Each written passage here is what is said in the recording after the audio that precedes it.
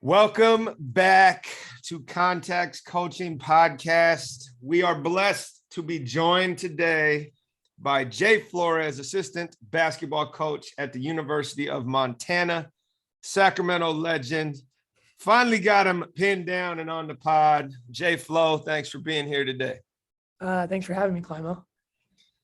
So let's talk about your journey into coaching. Take us through your background.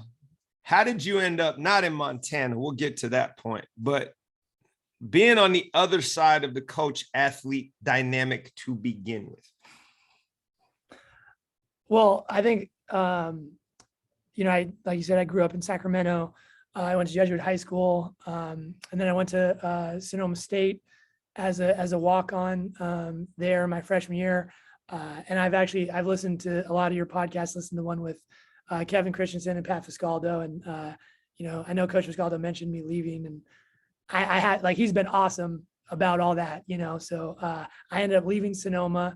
I still have a great relationship with Coach Fiscaldo to this day, but then I went to Chico, thanks to you, and I know I thank you a lot, but I couldn't get in touch with Coach Klink as quickly as I wanted. He kind of put a phone call in for me. So I got to Chico State in 2008. And, I think you can attest this because we used to work out in the summer times. I wasn't that good of a player. I just really enjoyed working. And it kind of just luck would have it at Chico State. I played for Coach Klink or Greg Klink and Gus Arginal, and there's a lot of other good assistants there as well. But kind of how I got into the coaching world is, I'll never forget, after my redshirt year at Chico State, I walk in the office and you don't know anything as a player, right? Like, you just show up to practice and you think that the coaches, that's all they do too. And so Coach Arginal called me in and he said, what do you want to do once you're done playing? And I was young and naive, and I thought I wanted to play basketball until the wheels fall off, so to speak. And I said, but I think you guys have a pretty good job. What are you guys just sitting here and kind of just chat and get ready for practice? Little did I know what actually goes into it. He said, okay, great. You want to be a coach? I think you'd be a great coach. And literally right there, I'll never forget, he pulled his phone out, made a couple of phone calls. He's like, you're working summer camps this summer. So I worked Cal camp. I worked that first summer, Cal in Santa Clara. And then I just started growing my camp list from there. So then after I was done in Chico, I got to play 1 year professionally in Mexico. And then Coach Arginal got a job at Cal State East Bay. And, I had a longtime girlfriend who then was my wife, or who now is my wife, but she, I didn't get to see her. And I knew that with my basketball talent level, I wasn't going to play basketball for super long. And I was lucky enough to get to play for an extra year after college. So when Coach Arginal got the job there, he said, I'd love for you to come be an assistant. And me and Chris Cobb, who works here with me at Montana, we always laugh because I didn't know what the heck was going on. And Coach Arginal was like, yeah, I can get you $5,000 for the year. And you can make some money off camps. I'll help you however I can. And he was amazing with all that stuff. But I always say I was probably putting in 65 to 70 hour weeks, and I made $5,000 for the year. So, and then in terms of getting to Montana, I was at East Bay for 3 years, learned so much and had an awesome experience with Coach Arginal. And then Coach Cobb, Chris Cobb, he's a Northern California guy, went to Bishop O'Dowd, was an assistant at Chico as well when I was there. He was here as an assistant, so I got on his ops, and I've been here ever since. And I just finished season 6 already, so I'm 9 years into college coaching now. Wow, time flies. It goes by quick. Yeah, no, I still remember being in the gym at early mornings before the sun came up, and now we're here. Got 2 kids, married, been there coaching for 9 years. That makes me feel old. Thank you, Jay.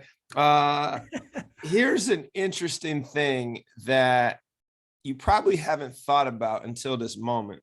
But going from being a pro and playing to, hey, come work for me and I'll give you $5,000 for the year. And I remember those days from when I was at Davis, and wasn't exactly going to help you sustain living for very long. But at that time you're all in and you can figure it out and you can hustle a little bit. But what do you think in hindsight were the biggest shifts or the biggest learning moments from going from player to coach? That's a good question. I don't know if I've thought a ton about that. The top things that come to mind, right, is like when you're a player, not everything revolves around you, but you need to play good in the games for the teams to win. When you're a coach, you need to help the guys play good in the games for you to win, So really it's not, and when I say it's not about you, I don't think it's about you as a player, but like, you really have to be willing to do anything, whether it's meet with a guy academically for an hour, make sure he's going to class. If you have to do the laundry, I think that you kind of just have to swallow your pride a little bit, especially when you're starting out, because, and that's what makes Division II, when you just don't have, I shouldn't even say Division II, just jobs that don't have a lot of staff, so great. You kind of just have to hit the ground running and figure it out. So your approach, I think, changes a lot from just, hey, like, let me go in and do what I need to do, to like, hey, I need to do everything. Like, whatever needs to be done, I got to do it. Like, there's not really, the head coach needs to coach the team. I need to do, like, whatever he doesn't want to do, I need to do everything else. And I think that is where a lot of players struggle, and I'm not proud of this. When I was in Mexico, I woke up every morning at like 9:00 and then went to practice. Well, like, the day's almost half over by 9:00 when you're a coach. And I think that's like a huge, huge difference, which is why a lot of players can struggle in their first couple of years when they get into coaching. Yeah. And what's interesting about that statement is what type of people find success and which don't, and what you think are the characteristics of each, given how you just described that. But I want to come back to that question in a second, because I want to know the difference as you see it now between starting your coaching career at East Bay, which at that time was rebuilding, and going into a situation at Montana where they've been a traditional power in the Big Sky. How were those two entry points different? And what were the takeaways as you look at it from each of those situations for your coaching career and your own development, and potentially things you can offer others who may be in one of those situations? That's a great question. And I think, the first thing that pops into mind is when we took over at East Bay, we were lucky enough to inherit a lot of great people, but we're still like looking for guys that fit how we want to play and how we want to do things on a day-to-day basis. Whereas at Montana, this thing was up and running, you know what I mean? Like they had the people, it was year 3 for Coach DeCure here, and they had a lot of the people that they were confident in. So kind of at East Bay, I would, like, looking back, your number one thing in terms is just like bringing the right people into the program, like guys that fit how we're playing, what we want to do, how we want to go about things on a day-to-day basis. And then when I got to Montana, I think it was a lot different in like, okay, like, how can I fit in? Like, how can I add value without just trying to collect people to bring to the program? You know what I mean? Especially because I was ops. I was director of basketball operations. So I wasn't even doing the recruiting, and you take less guys at Division I than you do at Division II. So it was a lot different and it's not just about recruiting, but I think like all of the people, whether it's coaches, managers, whoever that you're bringing on at East Bay, it's really hard to have a lot of success in any sort of organization if you don't have the right people on the bus right away. So I think that was like the biggest difference. And looking back, like we were trying to find good players and stuff. I thought we did a decent job of it.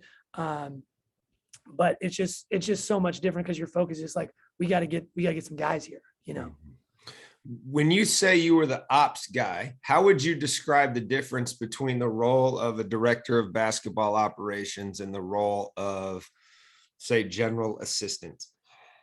Well, this is what I always say. This is why I think it's kind of not funny at Division I, but like at Division II, you were the academic advisor, the assistant coach, and the ops guy all in one. And here there's still a lot to do, like we travel more and all that stuff at Montana than we did at Cal State East Bay. But I just think like you have a lot more support, so you can kind of dig in a little bit deeper into your responsibilities. As ops here, I was in charge of travel, camps, academics, all those things. Well, I was in charge of all that at East Bay, but then I also had to like coach on the floor and recruit the players and kind of, get housing, like all the stuff that goes into a program, which why I would never, ever, ever trade my time at East Bay in terms of a starting point, because I think it really changes your perspective on like the impact you're able to have with your responsibilities when you go to somewhere where you have less responsibilities. I will never be someone that asks like, hey coach, like I need more stuff to do. Like that's not how it works, because when you start at Division II, like how many areas that you can impact the program in. Well, I think that takes me back to my other question, which is what characteristics do you think allow people cracking into the college game, or hell, any coaching job for that matter, to find success versus those that you've been able to observe that have had more challenges in the job? Well, I would first make the assumption that most people are cracking into a job as an assistant coach, right? Because I think it changes a little bit if you're a head coach. But to me, the number one biggest thing, and whether you want to call it being selfless or having no ego, or if you want to separate those two, really like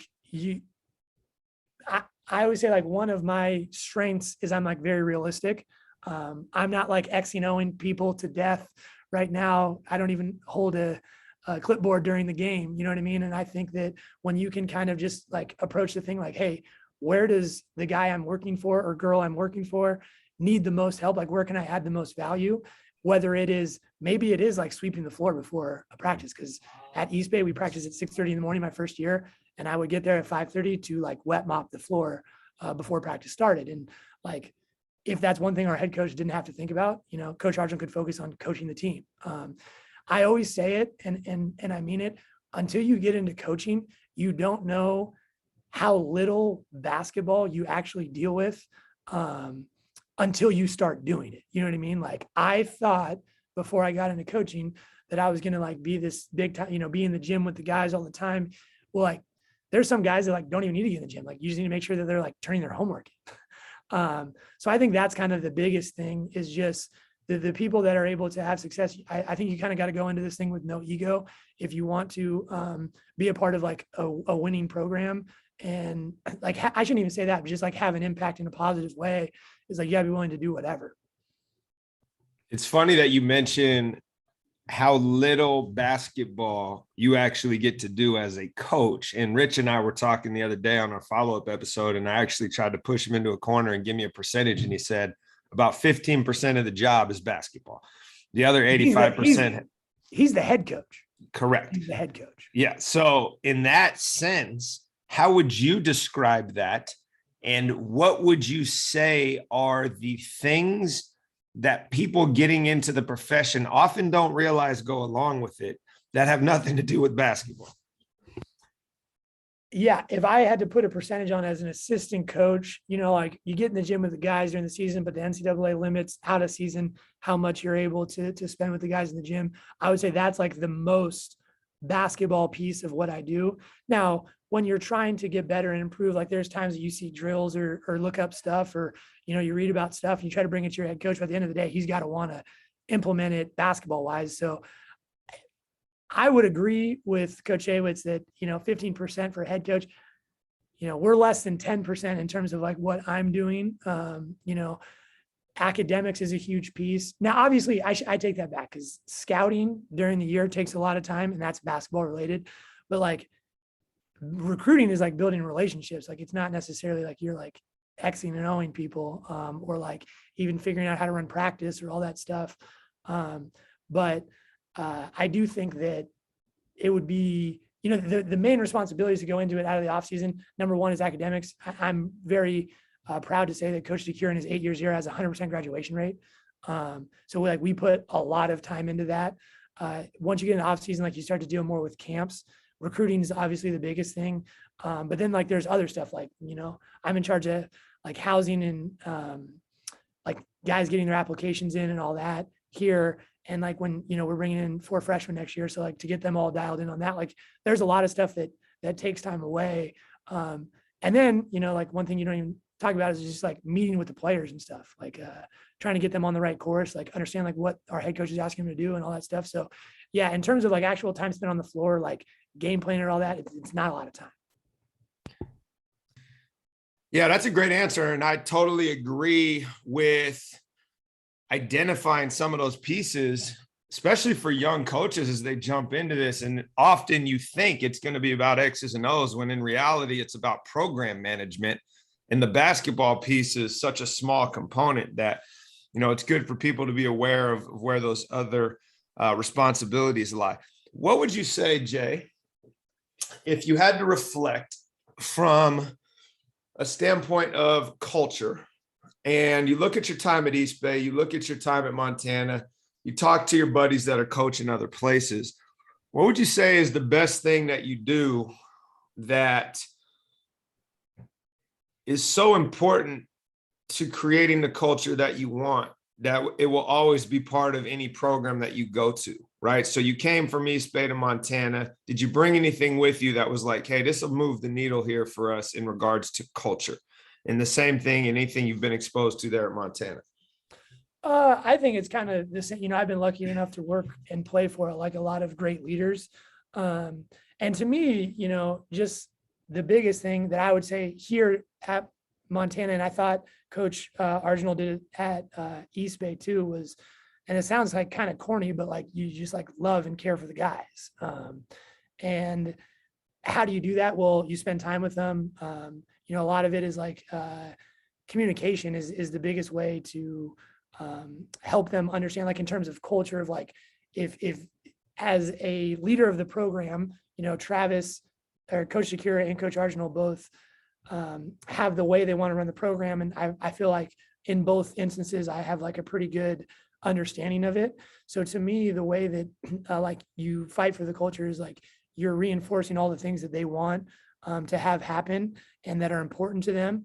And so a lot of times is conversations, whether it's calling a guy in, going to eat lunch with him, whatever it is. And to me, I think, like as an assistant coach, the reason I coach basketball is to try to deliver a great experience.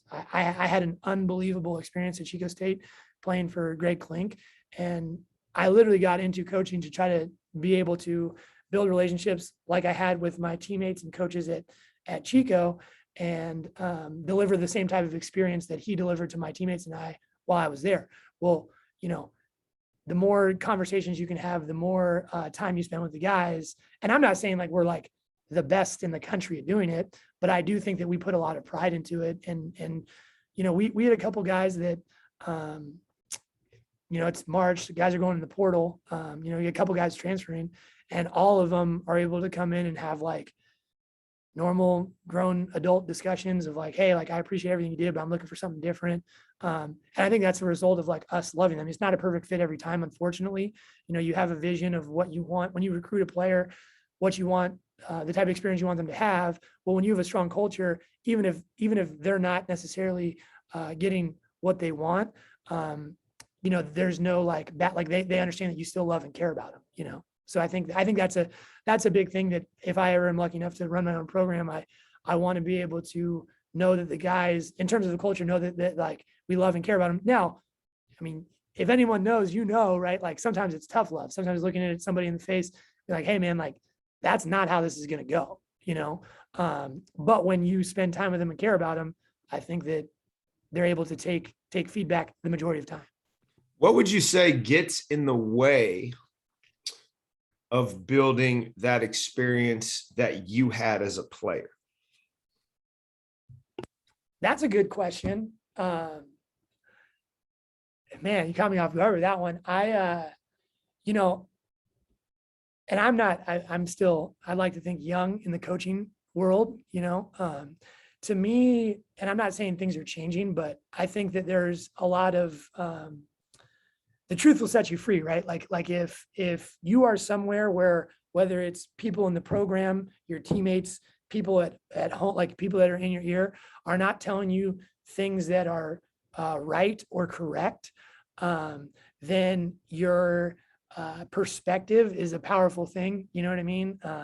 I think that when you are realistic and can understand, like when you're grateful, like I think in terms of understanding, like when people are doing things for you, no one's trying to screw you over at all, but I'm kind of rambling here, but basically I think that sometimes people can get wrong messaging coming to them, and you really, really have to fight for that as a coach, because there can be a lot of different people that have someone's ear, have a player's ear. And at the end of the day, the only people that really know what happened in the program, the only people that really know what happened are there at practice every single day, so I think that is kind of what stands in the way of a lot of people. And luckily I've been able to be as a player and as a coach in programs where the leader is not afraid. And that goes all the way from Coach Fiscaldo to Coach Klink, to Coach Arginal, to Coach DeCure. They're all not afraid to tell you the truth. And I think that is like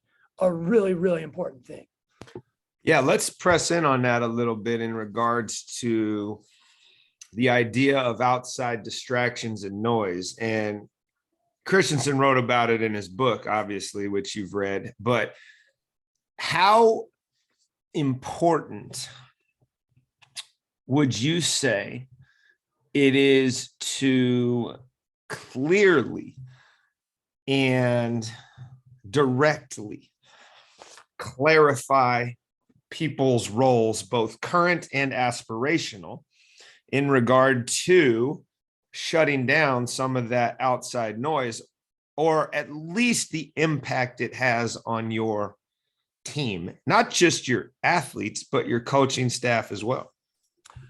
I think it's pivotal. Like it's vital. And I think it's really one of the distinctions I'll make of what you said is equally as important, is because to me, right, like I look back to when I was at Chico State, I used to dream about being like a really good player, where when a lot of people would have like watched me play in high school and probably would have laughed in my face, rightfully so. Like I was not a very talented player.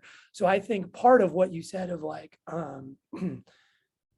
what their role is right now and eventually what they want it to be, and like leadership is going on a journey and taking somebody with you, right? So like being able to tell them, hey, I know that's what I'm acknowledging that's what you want. Here's how we're going to get there, and like kind of like the time frame of what you want. Because right, like everybody has a right to be selfish in the sense of like what their personal aspirations are of like what they want to achieve. And Coach DeCure says it all the time, from September to March, it's the only thing we're worried about is the team. And then from April and through August, or through the end of September when we start our first practice, like we're trying to make you the best individual player you possibly can be. And I think that you have to be able to sit across from somebody and say like, hey, I understand, like that's what you want. That's not what's best for the team right now. I'm not saying it's not possible in the future, but sometimes you may have to say that, like when you get to a certain point, whether it's, depending on how long the person will be in the program, how many years they have left when you recruit them, that you got to be able to tell them the truth. Because when you don't, like when you say, oh yeah, then when it doesn't happen, that's when it starts to get difficult. That's when they like, oh, that's not what you said, so it's really important to be fair. Well, it erodes the trust that you're trying to build, right? When they feel like they've been sold a bill of goods, when in reality, you're trying to position everyone to have success in whatever way that can be defined, right? We talk about starring in the role you have. Not everybody can be a star, but you can star in the role you have, and you can work towards the role that you want, right? And not everybody wants to hear that, especially in a generation where the idea of delayed gratification doesn't exist. How would you say you have been successful navigating that dichotomy? And how would you say you failed navigating that? And what lessons have you learned through that failure? Well, I think when you first start out, I look back to my time at East Bay, you aren't quite as, or at least I wasn't probably as direct as I needed to be, of like, hey, like this is where you are. Like we got to be realistic. Like the players at your position that you're going up against are more talented than you right now, So I think, and you say delayed gratification. I felt like when I was a player, like I was like pretty good. Like I understood where I was and like who I was and who I wasn't, like how I was going to be able to impact a game. And so my failures, I would say, is like to when, not be, and I would say this is, I've grown and I've matured as a coach. I probably was not like as not honest, but like direct with time frames of like, hey, like this is when you can do what you need to do, yada, yada, yada. Nowadays, I think it all comes back to being able to like sit across the room like, hey, like you're not working hard enough to do the things that you want to do. Whereas when I was starting out, I didn't necessarily, I was just like, hey, I just got to bring positive energy. I didn't necessarily have the experience under my belt to be quite as good at that as I am now. Whereas now, like I can be like, hey, I get what you want to do, but like you're not, your input is not what is going to allow the output, and it's very simple. So I'm not perfect at it. I think I still have a lot of room to grow, but I do think I've grown in that area from the simple fact that when I was younger, like, there was times like, yeah, like you can do X, Y, and Z. Well, and I wasn't like, yeah, I just think that I have grown to be more direct with players. Do you find it challenging? Actually, let me rephrase. In what ways do you find it challenging as a guy that was an elite worker, but also very humble and self-aware? I would almost say on the end of cheating yourself as to what you were capable of. And like you just said, I was just happy to be there and trying to bring energy. And all of a sudden you're basically a starter your freshman year as a walk-on, relative to some of what I would call irrational confidence that some of our athletes and teammates and people around us may have today, or hell, even back then.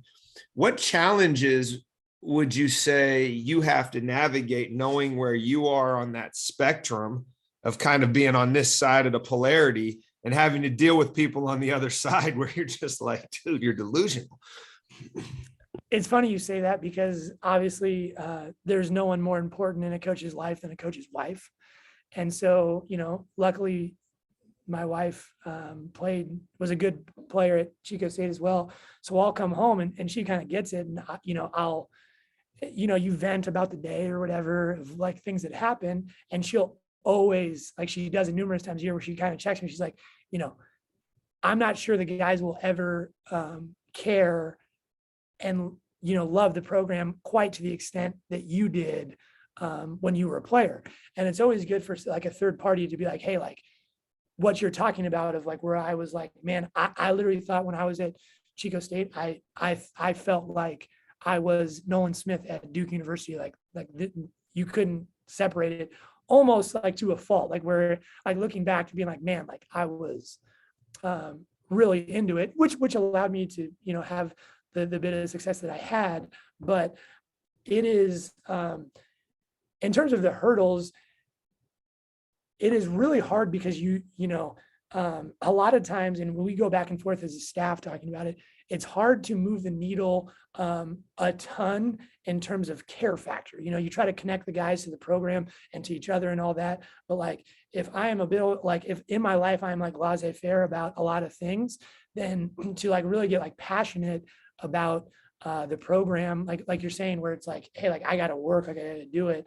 So a lot of it goes into recruiting of like, so you don't have to deal with those problems to try to identify it. Now, obviously I shouldn't say no one, I don't have the answers for that yet to try to vet, to figure it out. And if you did, any organization that can is usually pretty successful to get people around that, like, hey, like it's about the work, it is hard to do though. It is hard to do, like, and I always say it, and I'm, I don't consider myself that old, right? But like I was 10 years ago that I graduated from college. After a game, if I played bad, like the coaching staff would like not sugarcoat it for me, but they would like tell me like, hey, we need to play better. And then I would call home my dad, who has been a part of professional sports for 40 years, was like, yeah, you didn't play very good, and that was like, I never had anybody, didn't have like Twitter or whatever to like, oh, like you're the man. Like, no, I wasn't. I was like not good. So when you don't have like the feedback of like, you got a lot of work to do, then it can be really hard to move the needle with that stuff. Absolutely. And I think what I've learned over the years is to work on my own emotional intelligence to understand the lens I see the world through, and that not everybody else does. And the most recent example is we had a candidate on campus, and I was asked by the department chair, hey, what'd you think? And I said, hey, nice guy and probably can contribute, but asking me about the work-life balance at the school is probably the worst question you can ask me, because that's not something I'm subscribing to, right? I'm a 10 out of 10 on like, there's no such thing. And I don't want there to be such a thing. And so I have to be aware of my own blind spots in regards to, is that fair to evaluate somebody else through my own lens and thinking of what my expectations are for myself? And so I really think that being able to harness that, and I'm glad Molly's there at home punching you in the mouth on occasion, philosophically, to make sure you're aware of that, because that's something I've had to navigate. And as soon as I was able to acknowledge that, it's made some relationships a whole lot easier, because it's the kind of PGC model of, hey, drop your expectations, because as soon as you do that, now disappointment kind of goes out the window and you can receive people where they are and really take them in as the whole person they are.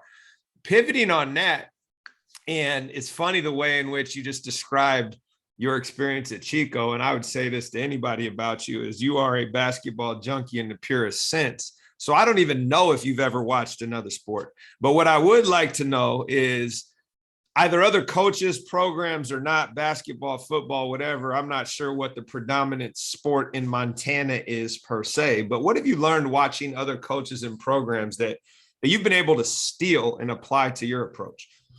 Yeah, it's actually funny you say that, because here in the office, like the way the offices are set up, I have to turn a corner where there's like two big windows to the head women's coach for the soccer team. And I would say probably 90% of the time I walk past his room, he has most of the time his girls in there, like his players or staff members. And like they're in there like all the time. And so a couple of days ago, I poked my head in and I was like, hey, coach, because he's been here, I think, since 2018. So it's 4 years. He's won 3 Big Sky conference tournaments. So he's been played in 3 NCAA tournaments, won 2 Big Sky regular season championships. And this has like really like stuck with me, because I'm like big on like, like I said, the experience or whatever. I was like, what do you talk to the girls about all the time? You know what I mean? Like, how do you like, he can't get any work done because there's always a girl in there. And he's like, well, like the number one thing for me is like, just like the relationships that I'm able to build with the girls. He said, but every week, and this was like something I will definitely take with me. He said every week he meets with his entire staff. So like the athletic trainer, the strength coach, his assistants, and they go through every single girl on the roster. And they basically just do like an audit of every girl, like, hey, how was her week? What's going on? Has anyone heard anything? And if anything comes up, whether it's like really good or really bad, he's like, once the meeting's over, I call or text the girl and bring them by the office, and we'll like try to talk to them about whatever the issue is, whether it's good or bad. Like sometimes people need a pat on the back. He's like, sometimes people need to get stuff off their chest. Sometimes people need like a stern conversation with me, and I just thought like, man, like, we go back to like the people on the bus, all that stuff. The level of communication in this program, it's not surprising that he's won so many championships. And like it's kind of what you just touched on of like work-life balance, and now I do think you're on like one end of the spectrum, which makes you so special, which is why like you didn't know me at all and like would wake up before the sun to work me out, and didn't know me from anybody, which I appreciate. But I just like, he's just going nonstop, and I think that in terms of the type of program I want to run, and just like his organization with his communication is something that has like really jumped out. I mean, it's kind of funny, like the question just pops up because we just talked about it the other day, and I was like, man, like that's an awesome idea. He's like, we try to go through it go through it quick, but it makes a big difference in terms of like how the girls are feeling towards the program when I know everything that's going on. Yeah, no, absolutely. And you've mentioned it multiple times, which is the relationship piece is super important. And that's one way to continue to build that. And there's a million different ways, but the key takeaway here for people listening is, do you know what is going on with your athletes, right? Do you know what is going on with the people you're surrounding yourself with? Because without that, how are you ever supposed to coach them on something? Well, yeah. And you said it right before, I don't mean to interrupt you, but you said it before we even started, right? Like a lot of times basketball is a secondary thing. If you can get, if you can get everyone on the same page, then you're actually able to coach basketball. If you can't, then you don't, Yeah, for sure. All right. We're running out of time here, but I got a couple important things I want to ask. One, what have you most recently changed your mind on? And it doesn't have to be basketball related. This could be something as simple as, I used to think this, now I think this, and here's why. It could be about parenting, it could be about learning, whatever. I always think this question is interesting because it forces us to kind of have a growth mindset if we think about it. Yeah. Well, parenting wise, I think the only thing I know about parenting is that I don't know anything about parenting. So I'm not going to give any advice on that right now. And that's a really hard question. I think it's a good question to like try to wrap your mind around. Good. We'll come back to it then. We'll come back to it. Well, the one answer I would have right now is like, it's really hard to change people as much as, and I sound like an old coach right now, but like guys that have been to numerous schools, like we've taken a couple of transfers or whatever, and we've had some transfers work out well, but like you look at the landscape of college basketball, before you're like, all right, well, like they could help us. Well, if they've been to a couple, and our head coach says this all the time, if they've been to a couple of different high schools and, this is like their third stop, it's probably not going to work out, and I think that in the landscape of college basketball right now, it's harder to take more like, especially at this level, like 4-year guys. But I do think like your selection process, if you look kind of at some of the experiences I've had, I think it has changed a little bit for sure. Yeah, no, absolutely. All right, this one's going to definitely catch you unprepared, and I will tee it up for the listeners that if you are forgotten, it's not intentional. Jay did not prepare for this, so just receive it in the spirit it is intended. So what have you learned throughout your career that you could name, let's say, a singular thing that you've taken with you from the coaches and mentors in your life that have helped shape you as the coach that you are? From each one? Well, whoever comes to mind, and what are specifics that you can definitely put your finger on? Yeah, well, the number one thing I would say is, like the pride that Coach Klink had in the program is like the top thing that it's kind of like what spurs me every day of like how he felt about the program is how I want athletes to feel. Like how he made me feel about the program is how I want to make athletes feel about the program. And obviously that's unique because I was a player at the time compared to now as a coach. Travis, Coach DeCure's preparation is unbelievable, to be honest with you. Like it's truly like unbelievable, like how prepared he is for games, like scouting report, like all of that stuff. Like he never wants to like go off cuff, like to where he doesn't know what's going on. Like he's very, very prepared. That is something I definitely will take with me. Coach Arsenal, his communication and like energy level that he was able to bring every day, like I think I've never been lucky enough to be a head coach, but I would imagine the hardest part of being a head coach is that you are the standard every day. So like if you have a bad day, your program has a bad day. And Coach Arsenal was an absolute monster with that. If you think about, I could go on and on, but those are the main three that I'll just stop with. Cause if I start mentioning other people, then I'll just want to keep going and going. But yeah, those are the main three, like I think Coach Klink's pride in the program, Coach Arsenal's like just overall like energy and communication level. And then Coach DeCure's preparation are the like three main things that I would do. No, those are great. And like you said, there's probably a million more, but we might be here for about 6 hours. So I Yeah, appreciate you doing that. Climo, that I've never been short on words, right? Like ever since back in the day. And I do want to say this before we wrap up here. I would not be probably sitting here across from you as an assistant coach at Montana if it was not for you. You helped me when you didn't have to do anything. And I, there's not a day that goes by that I'm not like grateful for everything that you have done for me when you didn't have to do anything. And I literally think about it to try to pass it forward as much as I can in my own career, because you really like changed the trajectory of where I was headed. Now, I'm not saying I was headed in a bad direction at all, but I left Sonoma State. I didn't have a place to go. And then because like you really cared for me, you helped me out a ton. Well, I appreciate that. And the notes you send me every year are always a bright spot in my year. So thank you for that. And while I do appreciate it, I don't want you to shortchange yourself in regards to what you've been able to build, both as a family, as a dad, as a coach. All those things come from the grind that you've been on since you were a young buck in high school. So thanks for being on today. Appreciate it, Jay. And looking forward to at some point getting up there. Thanks so much. Yeah, come on up.